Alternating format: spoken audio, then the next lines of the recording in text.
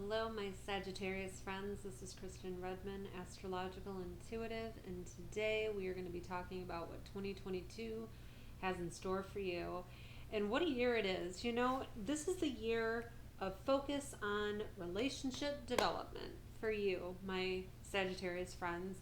It was such an interesting year last year.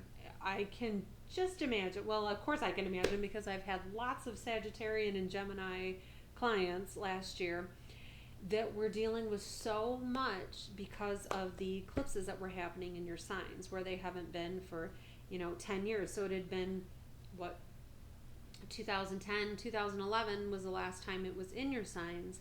And I tell you what, it was doing such an interesting number for the Sagittarius and Geminis in so many ways, changing things, ending things, beginning things, realizing things, so much that it happened. And so that energy carries into 2022, but in a different kind of flavor.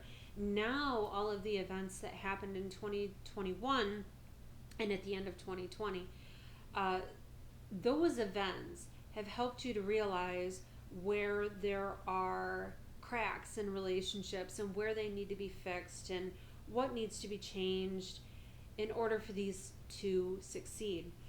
But there's so much more too that's happening, and we'll kind of touch on that as we go along. But first and foremost, let's look at money, right? Let's look at finances. So one of the big things that has been happening for you in your house of finance, in the finance sector in your chart, is that Pluto, the planet of transformation, has been in there since 2008 when it moved into Capricorn. Now, Pluto, the planet out there, takes a long, long time to make a revolution around the sun. So it takes us 365 days to make our revolution around the sun, which makes a year. It takes 210 of our years to make 1 year in the world of Pluto. So when Pluto moves, it moves exceptionally slowly through our charts. It can take upwards of 20 years for some people in their charts. But for you, this is going to be the last year that Pluto moves through your financial sector in your house. And what that means is that it's profoundly changing your relationship with money in general. And you'll find that at the end of 2023, when that guy finally leaves, that you will have a different understanding and completely transformed outlook, but also relationship with how you make your money and how you spend your money. Not only that, but it's the house of value in general, right? So your own personal values and what you decide that you are worthy of and what you deserve also has been going through such a dramatic transformation since 2009 as well. So that's going to be, coming to, I guess, realization in different ways, I think, is the way that I'm looking at it. And there may be some intense experiences that happen as a result this year, because with it being the last year, that's when these slow-moving planets make their biggest impact, when they first move into a sign or a house or when they leave. So I can imagine that you went through some fairly huge financial situations back in 2008. And then here we are again as it's going out. It doesn't mean that it's going to be bad, right? It could be just completely different. And there may be some situations that pop up that make you have to dramatically change that in lots of ways. It could take on lots of different flavors for everybody, whether it's completely new job that makes a ton of money, completely understanding what you are worthy of and that finally coming through. For some people, it could be a bankruptcy to finally put an end to all of the debt. There's so many different flavors it could take on, but one way of looking at it, though, is that we're starting out this year with Venus being retrograde. Now, Venus is the planet of money and what we hold of value. And because it's in the sign of Capricorn, a lot of you Sagittarian folks are going to have a lot of Capricorn in your chart by default. But Capricorn is the planet of boundaries, setting limitations on ourselves, and coming up with a long-term plan. So Venus being retrograde in Capricorn has us looking to the past with how we've spent our money, how we value our money, how we've lost our money, how we should plan to come up with a plan. Plan to come up with a plan, Sagittarius, for 2022, because it's ultimately going to pay off very, very well in the end, right? So it's about reorganization, getting serious about how you make your money and how you spend your money, and taking off the rose-colored glasses, right?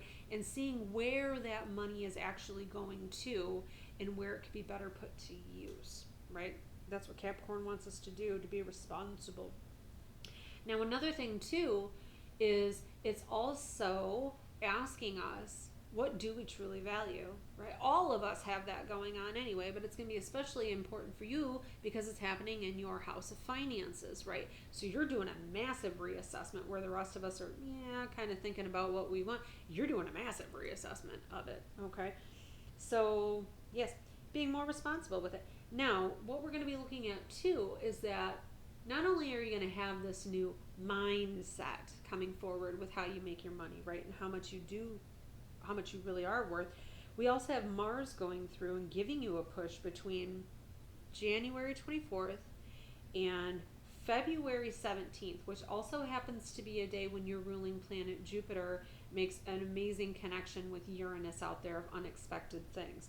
So I see that being a very important time frame for you, about not only being a little bit more clear on what it is you want with your financial goals, but having the confidence to go after them. This also has to deal with love too, because it's love and money with what Venus deals with. So it's about having the confidence to go out there and go for it. And not only that, but with that Uranus situation coming up, I think something may come up unexpectedly, because that's what Uranus does, right? It loves to throw unexpected events at us. But that you'll have the confidence to see an opportunity and go for it, because I'm telling you what, it can pay off in such a massive way that kind of epitomizes what you've been dealing with since 2008. Let's move on to home, all right? Because we really want to focus on these relationship situations that you're working on and fixing. So Jupiter makes its revolution around the sun and takes 12 years, right? So this guy is landing and has landed starting last year in 2021 into your house of home and family. Now, when Jupiter comes through, it likes to just bring us some blessings, right? It's your ruling planet. You get it, right? You are that generous, large planet that's out there that loves to give, right? You're either a Sagittarius that loves to give, or you're a little too reserved in that area, right? In astrology, it's black or white. There's no real gray area. But Jupiter loves to give blessings to us where we've worked hard, and it's like, dang, you worked hard, yo. Here's some good luck on your side. It's happening in your house of home and family. So when Jupiter moves through a fourth house for somebody, I would say you're moving somewhere bigger, you're moving something better, your family's expanding, you're bringing new family in, whether that's, you've met someone and you're bringing their family into your home, or it's just overall in general, getting better energy in the home that you are in. Better energy in the home that you're in, right? So I also feel that a relocation could be possible for you when Jupiter aligns with Neptune, the planet of dreams, especially if this is something that you've been envisioning, trying to manifest, trying to bring into your life, a better living situation. April 12th, when Jupiter and Neptune align, which happens once every 12 years, okay, and it's going to be happening on that day, and it's going to be happening all up in your house of home and family. So obviously, clearly, there's going to be a wonderful energy that happens in that time frame. To move. Now, the one thing I do have on here, because Neptune on its shadow side can be a little bit under disillusionment and it can be very emotional. I would just make sure that if you're moving, it's not based on an emotional decision, an emotionally charged, hot-headed decision. Just make sure that. But other than that, I see wonderful energy coming through. But also with that, with Jupiter going through, it's going to work to repair some cracks in family dynamics in so many different ways as well. Because Jupiter wants to bring happiness to everybody, and it clearly knows that you need that. So trust in the process, right? Your ruling planet's not going to steer you wrong as it does that. Let's think about that too. Okay, so what's going to happen, right, is May 11th until October 30th. We've got Jupiter leaving that house of home and family, but then it's moving into the children. And this is where I'm kind of connecting these two dots together as well, too. And it's going to give you a little bit of a preview in that few months of time while Jupiter is moving through Aries, where it hasn't been for quite some time, where it's really trying to bring shift in terms of the relationship that you have with your children. Because Jupiter likes to expand, you may be finding a time that this is where you're conceiving, or there are more children coming into your life, kind of like how I mentioned beforehand as well too. It's just a good time in general for that. But also, the fifth house has to do with anything that makes us happy, right? Our happiness and our joy falls into that, and ourselves feeling that inner child. So Jupiter coming through is helping you to connect with that, find things that make you happy, that bring you joy. Maybe you forgot about it, right? Maybe you enjoy going out and going for walks in nature and you totally forgot about it. Jupiter going through there is going to kind of push you to do that. And then you're going to find, oh my gosh, I love this. And then your life is just happier as a result. Happier you, happier people around you, happier situation, things go better. Our thoughts create our reality, right? And so Jupiter moving through that fifth house is not only going to help you connect with your children, it's going to help you connect with the inner child. That helps you remember the things that bring you that happiness and joy. But in terms of actual, like, romantic relationships, love, Mars is going to be going through and retrograding in your house of the seventh house of relationships. Business partnerships also find here too. So it's about, Mars is about confidence, right? And Mars is about going after what we want. With it retrograding, I think you're going to be thinking about what it is you do want, right? In terms of relationship goals and how to make the adjustments actively in your life to make sure you have the room for that, to make sure you have the capacity and the energy, I guess, for it as well too, falls into that. So that Mars retrograde is going to be happening at the end of the year. So the year could take on that flavor, or for some Sagittarian folks, you might find that at the end of the year is when relationship energy actually does get going for you. You'll definitely have a reassessment period when the Mercury retrograde happens in this area as well, May 9th through the 23rd. I think you'll get a little bit more clarity, but definitely revisiting how you communicate, because that's what Mercury is about, is communication and thought process. How you think and communicate in relationship is definitely going to be the forefront in that area. Career, let's go there. Career, 10th house, Mercury retrograde, speaking of which, and we also have eclipses that are going to be happening in your career houses as well this year too. I'm telling you what, when these things happen, eclipses are what us astrologers look at, because that's where the new energy and the new beginnings are happening for our clients when we look at their charts. This is happening in your 10th house of, career. And because we have this eclipse happening and it's aligned with Uranus at the same time, Uranus brings things through unexpectedly. I think there's going to be some positive energy in terms of breaking patterns that have kind of held you back in career. I think there's going to be realization, because Mercury retrograde is going to be happening in the same time frame as well. Totally forgot to tell you the date, my friend. It's April 30th.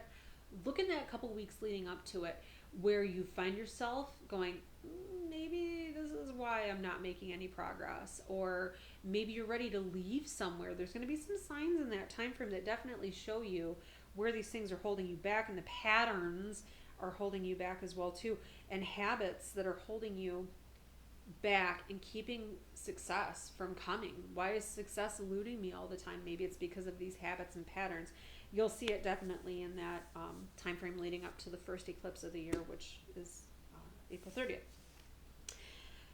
You know what else we're gonna talk about? I think just in general, right? I think we're just gonna look at personal growth for you, and then we're gonna go into the certain birthdays and such. The eclipse cycle of last year was intense for everybody, right? Because Sagittarius deals with finding the truth, and Gemini, its opposing sign, is about communicating that truth, communicating the truth to ourselves and to the people around us. And so that took a bigger dent on you with the events that happened last year. And so that's going to carry through this year. How much of that did you actually speak your truth and say what you needed to say in an honest format, right? So Mars is going to be starting out 2022 in your sign as well. Power, push, energy, confidence, going after those goals, finding that warrior within ourselves, the ability to stand up and to be accountable for ourselves, right? It's starting out the year in your sign. So I kind of like that. I feel like there's a push for truth. There's a push for clarity. There's a push for honesty and understanding. And it's really going to be making an impact on you to make sure that you do that, right? If you didn't do it last year, it's going to be pushing you in the butt to do it immediately out the gate in 2022. And then, of course, with Jupiter and Aries happening in these areas like we talked about, it is going to be pushing you to grow in ways and be accountable in ways for the people that are around you, so that way they can support you in the way that you need, because you're able to communicate it more effectively, right? It all goes together, right? It's time to take a breath. You know what? Let's look at it like this, right? These eclipse dates that are going to be huge for you, like we just were talking about with home and family and, of course, career, April 30th, May 16th, October 25th, and the last one is November 8th. Huge. These are huge. Look at the things that are happening around that time frame. Anytime we want to make intentions for new things in our lives, it's going to be the most powerful at the new moon that happens in our sign. Now, the new moon for you, Sagittarius, November 23rd this year. Wow, that's very early this year. That's interesting. Put your seeds for what you want to change and to shift moving forward into the moon then. You'll find that emotions come to a height, situations come to a height at the time of the Sagittarius full moon, which is going to be, hold on a tick. Ooh, and it's a super moon too on top of that. It's going to be quite a moon. It's going to be quite a moon. June 14th for you. I tell you what, lots of things are going to come to the surface. Lots of things are going to be wanting to be released, especially in terms of outdated beliefs, outdated patterns, those habits we talked about. All of those things are you'll see it in that time frame. Those are going to be your moons. But let's look at birthdays, okay? We're going to break it down a little bit more. If your birthday doesn't fall in here, this is general. This is very, very general for all Sagittarius. If you want to dig in a little bit deeper with how the planets are impacting you for 2022, there's a link below. Contact me for a reading and we can look at your chart specifically. But in general, if your birthday falls between November 22nd and December 1st, Jupiter is going to be making a really positive connection to your sun. Jupiter's your ruling planet, right? And all of the major astrological things that are happening this year, and the only ones, are your sign of Jupiter. So clearly this is a big year for you to push yourself outside of your limits. Those limiting beliefs, those outdated habits that hold you back, all of those things I just talked about. Your ruling planet is going to be pushing you and pushing you to grow and saying there's so much better if you just get outside of this little box you got yourself put in, right? And faith gets you a long way. You are the sign, Sagittarius, that represents having faith in the darkness that things are going to work out. And you are meant to be the guidepost for others that say, look, I was stuck in the mud and I couldn't get myself out. And I had faith that something was going to happen. And I trusted in myself and I believed in it. And I did this. And look what happened. You're meant to be that story. So this is a year, especially for you because of this, to embrace those new opportunities that come to stretch you and move you further on your path, right? December 5th to the 18th, Saturn is going to be making a really positive sign to you too. So the more boundaries that you can set, right, with others, telling them this is in your court, this is in my court, we're all responsible for these things. The more that you can focus on the responsibilities for people, especially in family, because we talked a lot about that, the better, right? And the more boundaries that you can put on yourself and restrictions, that's probably a bad word, limits, rules, boundaries, right? Boundaries for yourself, right? A little bit of self-discipline is going to go a super duper long way in terms of long-term goals for you. You're just in general going to have a new appreciation for commitment, responsibility, boundaries in general. I think those are things that Sagittarius just doesn't like anyway to begin with. Let's be honest. But this is a year where Saturn is working with you to understand, look, man, I tried to get some stuff through to you when I was going through your sign in 2017 up until 2019. And if you were one of the ones that didn't quite understand the power of restriction in that time frame and such, this is a year where it is going to happen, right? Because positive things come as a result. And stability, right? Stability. La la la, December. I'm going to say that's an 11. I'm not really sure. I can't tell if that's a 14 or an 11, as strange as that sounds. We're going to go with the 11th because it sounds good. To the 18th, you, my friend, have Neptune squaring your sun. So a little bit of confusion. A little bit. Isn't that funny how I couldn't read that? And that's funny because it's not very clear. And I think that's a sign from the universe, too, that there might be a little bit of fog, right? This might be a year where there's a little bit of fog. And the fog is rolled in for you because you are meant to go within and really start to understand what your higher self is and what your intuition is, and not emotional responses or reactive responses. I think that's more of what it is. And trusting that, okay, here's the thing, right? If you hear, I do this wrong, I blah, blah, blah, that's like your lower self talking. If it's something that's saying, this is the best thing for us to do, this is the best thing for me moving forward, that's your higher self talking. That's intuition talking. That's your guides helping you. And you're going to find that this is a year where that's super, super important. So just be careful of the fog of illusion that can come in. Neptune also deals with having to make sacrifices. It's about surrendering old ways of being because they're just outdated and they don't work. They just don't work, you know. So this is a year where you find everything that last year showed you. You're ready to see it. You're ready to get out of the fog and see clearly with what has to be let go of. And a lot of that could be outdated beliefs, right? It could be outdated ways of acting, doing, being, whatevs, you know. Just connect with source, trust your intuition, and you'll do well, right? You'll do well. So let's pull a card, right? Let's pull a card, my Sagittarian friends. This is a year of relationship, right? And your archangel is Archangel Raguel. And the only thing that angel does is strengthen busted up relationships. It helps us find balance and harmony in those relationships.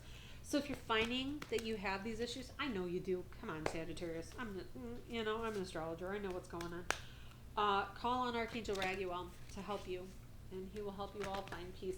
So let's do this. I'm just kind of asking Raguel to bring us a card of insight for 2022 for you to keep your eye on the prize and keep moving yourself, moving forward in the best way for everybody that you love. One more. Not for you. Ooh, not for you, my friend. And interestingly enough, the chaos and conflict card came up there too. I think this is going to be a year for you really understanding a couple things. I'm looking at this in a couple, obviously. There's a lot that I'm seeing on here. This chessboard, can you even see it? I don't even know, whatever. There's a chessboard situation going down up in here. And I can see that in a lot of ways, positive and negative, right? Playing games, having games played with you, not knowing what moves to make, not knowing what direction to go, and there's a lot of chaos and conflict around it. There's a lot of chaos and conflict that's around it. And I look at this card, right, and you see that this guy is technically a zebra, but he's got giraffe spots on him, and they're falling off. And the way that this makes this card, what it's making me look at, is that, you know that saying that a zebra can't change its stripes?